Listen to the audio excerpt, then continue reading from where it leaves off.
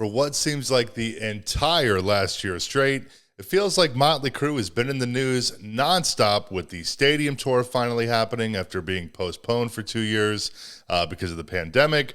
And then, of course, Mick Mars stepping away and being replaced by John 5.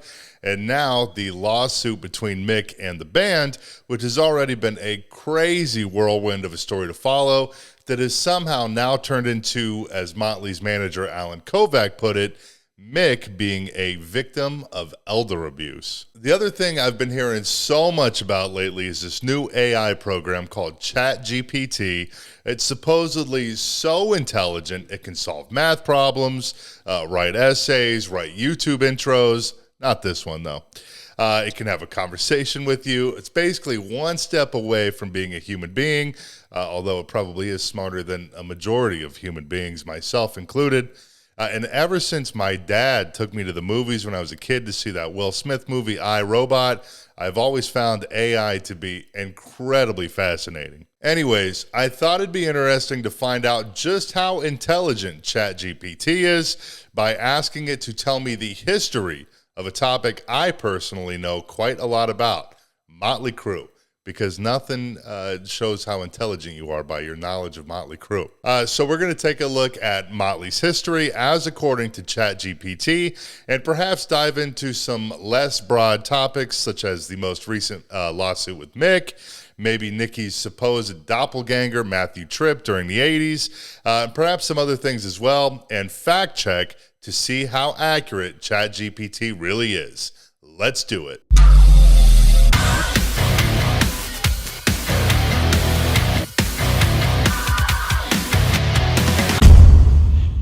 All right, let's start with the basics, and we're just going to tell it to give us the history of Mötley Crüe, so let's see what it says. Mötley Crüe is an American heavy metal band formed in Los Angeles, California in 1981.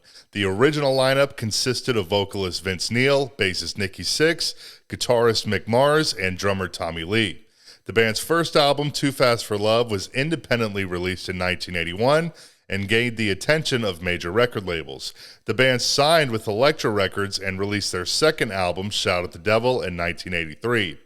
The album was a commercial success and helped to establish Mötley Crüe as one of the leading bands of the 1980s metal scene.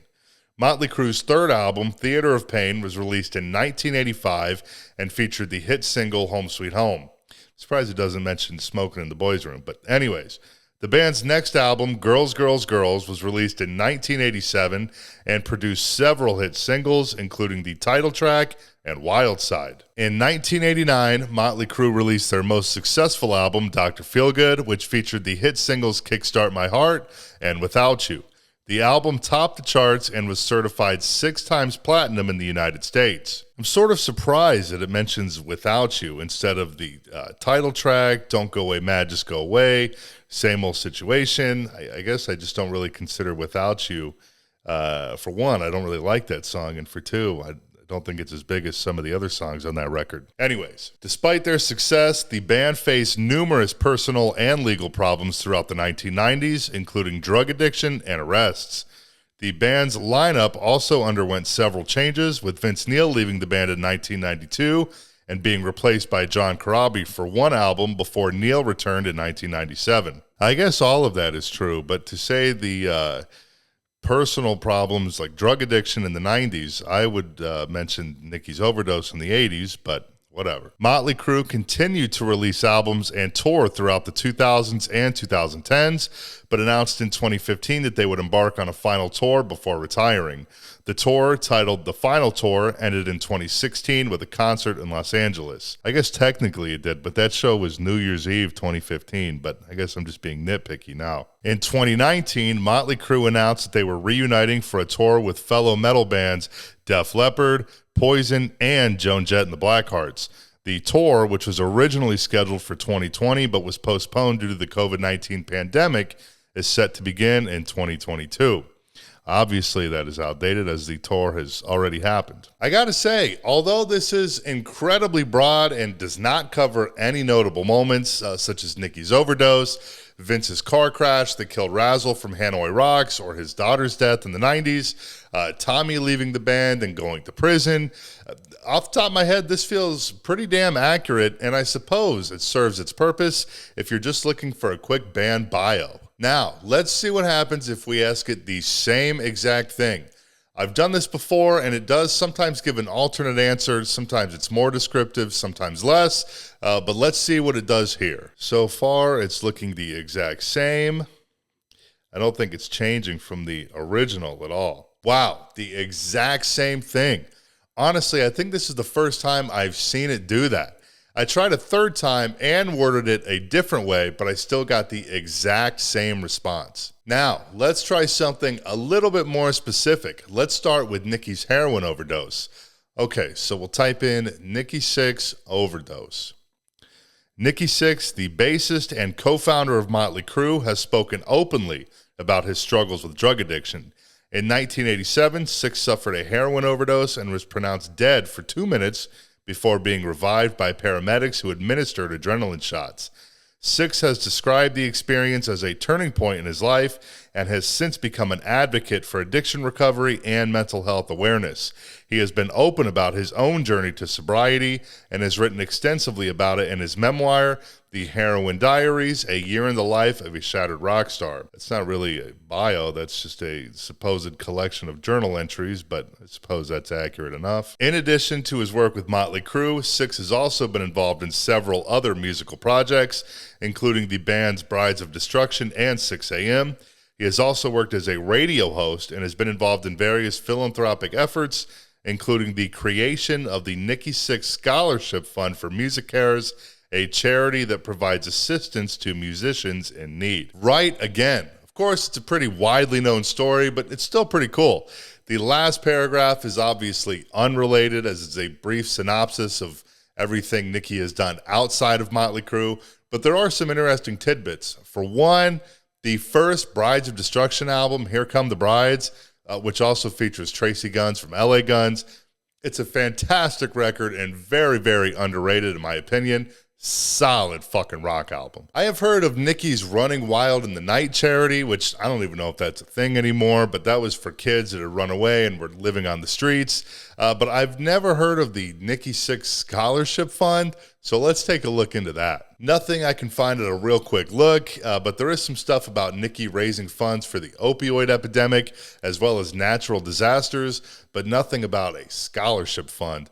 At first glance, this appears to be the first incorrect statement from ChatGPT, but imagine that. The Nicki Sixx Scholarship. Let's move on to something a little more underground, so to speak, not so widely known. Nicki's alleged doppelganger or imposter, whatever you want to call him, Matthew Tripp. I did an entire video on this, which I'll link down below, so we're not going to get into all of that right now. But here's the brief story. There was a guy who claimed he filled in or replaced Nicki after Nicki had a car accident and was unable to perform.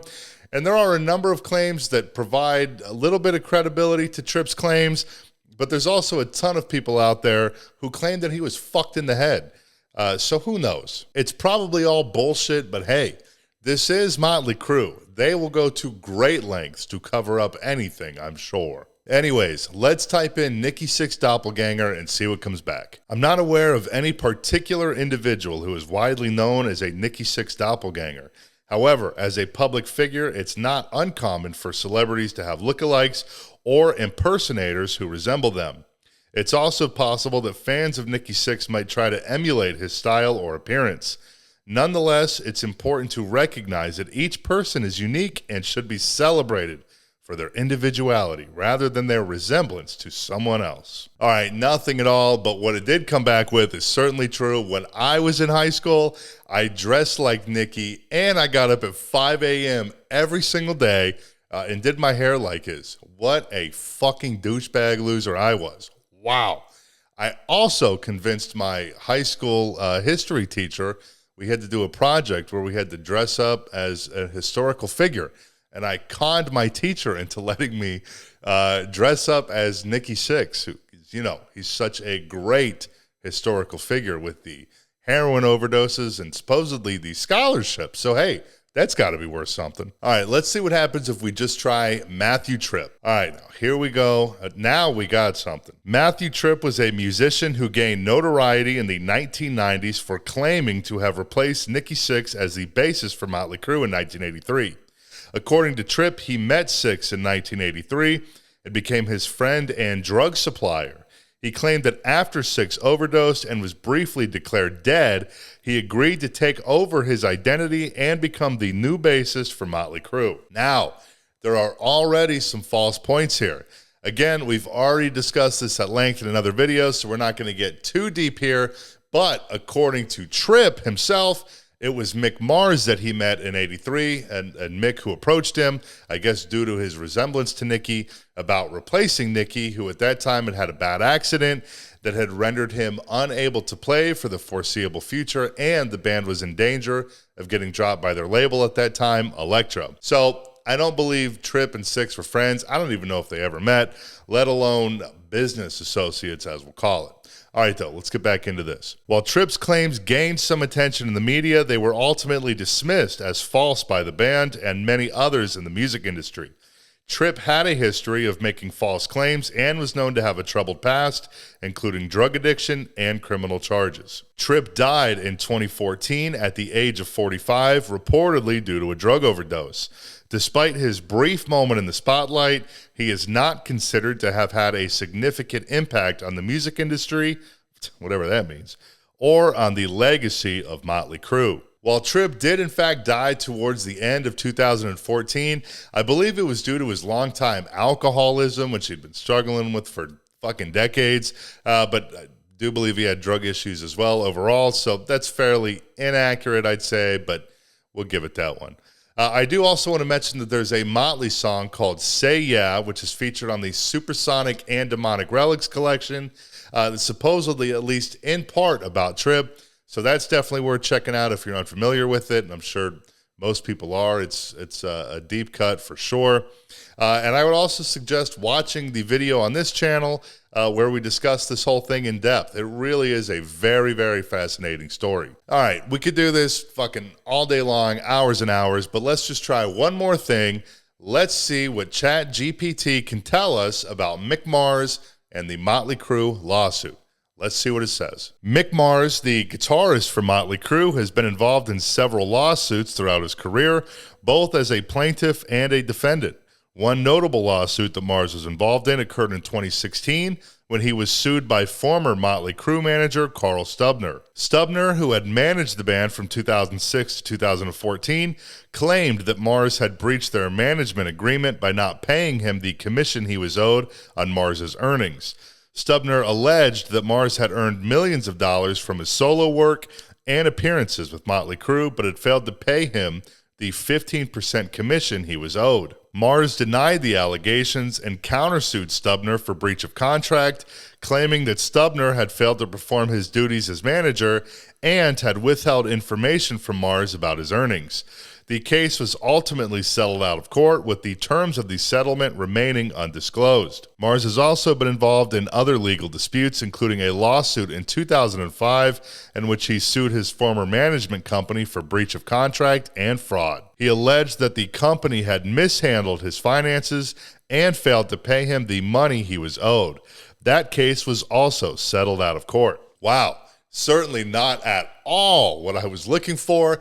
But I can tell you right off the rip, even though I'm unfamiliar with both of these cases, a large portion of this is total bullshit.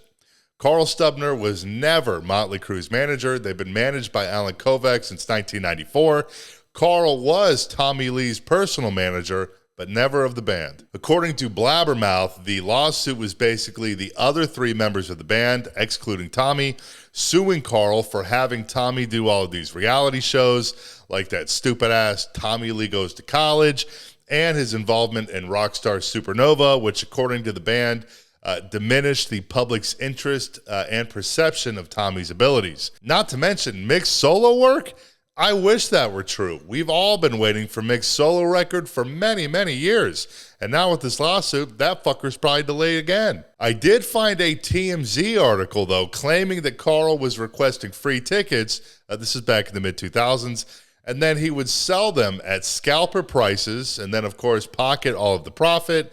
And the article also indicates that he did at one point manage the band, but that part I just don't believe to be true whatsoever. I'm not involved with the band. I don't know for sure. All I know is Alan Kovac has been in the picture since '94, so I don't think that's true. All right, let's try Mick Mars' Mötley Crüe lawsuit and see what comes back. Jesus, still not what we're looking for, but again, something new. A concert promoter suing the band, saying that they never fulfilled their contract and they kept the money. Upon quick research, though, I couldn't find anything on this, but you never know with these guys. Either way, still not what we were looking for.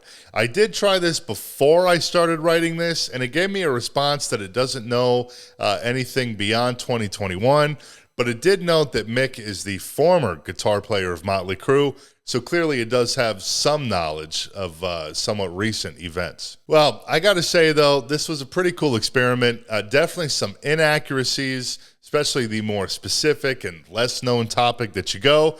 But on the flip side, I learned some stuff that I didn't know, although upon fact-checking, the new information, courtesy of ChatGPT, of course, was inaccurate as well.